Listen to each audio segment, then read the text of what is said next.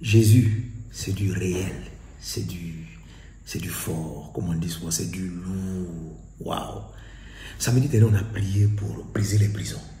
Le nombre de délivrances, le nombre de guérisons, le nombre de guérisons, la présence de Dieu, ça a été vraiment merveilleux. On rend grâce à Dieu pour ce qu'il a fait. Ok? On va continuer dans cette même dynamique. Si tu as l'impression que ta vie est bloquée de tous côtés, c'est ce qu'on appelle les prisons spirituelles. Jésus a dit, l'Esprit du Seigneur est sur moi, il m'a oint pour faire sortir les gens des prisons. Tu trouves ça dans Ésaïe 61, Luc chapitre 4, verset 18. Donc il existe des prisons qui peuvent être créées par les forteresses, par différentes causes. Et il existe même des blocages pour des chrétiens.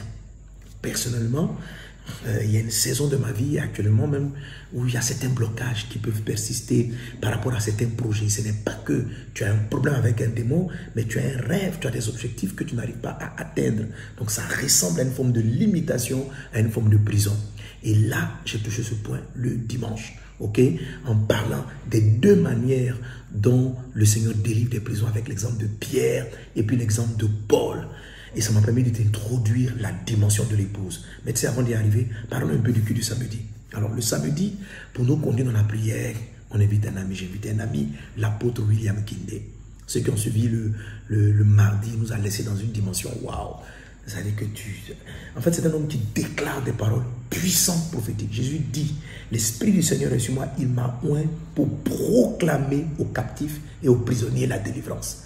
Il va libérer des paroles puissantes ce samedi pour sortir des prisons et on va prier pour les malades. On va recueillir encore de nombreux témoignages et de nombreux témoignages. On aura l'occasion d'écouter quelques-uns, dont un on m'a envoyé d'une enfant qui était dans la prison de son corps. Elle avait plus de 2 ans, elle ne marchait pas, elle ne parlait pas. Et à l'issue d'un samedi des miracles, elle marche, elle parle. Jésus est vivant, Jésus est puissant. Ça, c'est pour le samedi avec l'apôtre William Kindé. Le dimanche, alors, je te disais que la délivrance de Paul et de Pierre,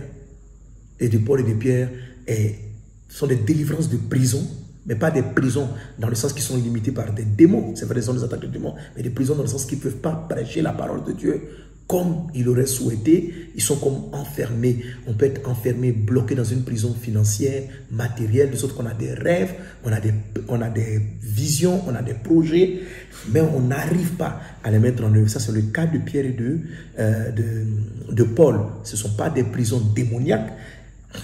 Quelque part, c'est des démons, c'est des esprits qui combattent. Ce ne sont pas des prisons dans le sens qu'ils sont possédés ou qui sont vraiment influencés, mais comme si l'ennemi arrive à mettre un ensemble de stratégies pour limiter.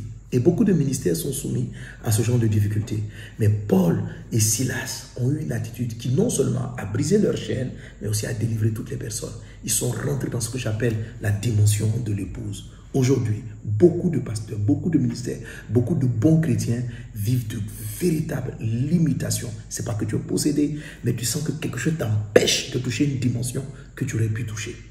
C'est un appel de Dieu à ce que tu franchisses l'étape, que tu quittes le niveau du fils pour rentrer dans le niveau de l'épouse. Ce soupir en toi, cette incapacité d'entrer dans la dimension que tu souhaites atteindre est voulue, est permise, entre guillemets, par le Seigneur pour que nous puissions aspirer à ce dont parle 1 Jean chapitre 3 verset 2.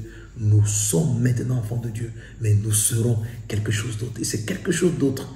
Ce n'est pas juste au moment de l'enlèvement. Ça précède le retour de Jésus. Tu es un assoiffé de Jésus. Ne manque pas les 3 cultes du dimanche. Je les conduirai moi-même. Amen.